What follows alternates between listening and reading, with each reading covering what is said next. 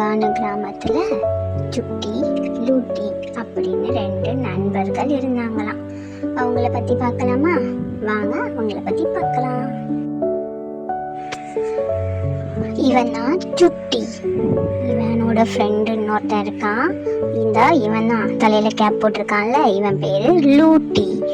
இவங்க 2 பேரும் ரொம்ப க்ளோஸ் ஃப்ரெண்ட்ஸ்.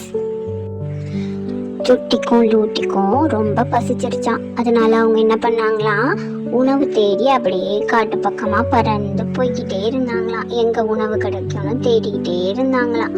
அப்ப தேடிட்டு போய்கிட்டே இருக்கிறப்போ தூரத்துல ஒரு சத்தம் கேட்டுச்சான். என்ன சத்தம்னு போய் 2 பேரும் பாக்குறதுக்காக போனாங்களாம். அப்ப பார்த்தா போண்டா கோழியும் அதோட குஞ்சுங்களும் ஒரே சத்தம் எதையோ பார்த்து பயந்த மாதிரி கத்திக்கிட்டே இருந்தாங்க. இந்த சைடு பார்த்தா ஒரே காக்கா கூட்டம். ஒருவேளை கோழி குஞ்சதான் பிடிக்க வந்திருக்குமோன்னு நினைச்சிட்டு நாங்க பார்த்தா காக்காலாம் அந்த சைடு பறந்து போகுது. சரி, நம்மளுக்கு ஆப்போசிட்டா ஒரு வெள்ளைக்குருவி போச்சே, அதுகிட்ட போய் என்னன்னு கேட்கலான்னு சொல்லி வெள்ளைக்குருவியை தேடிக்கிட்டே வந்தோம்.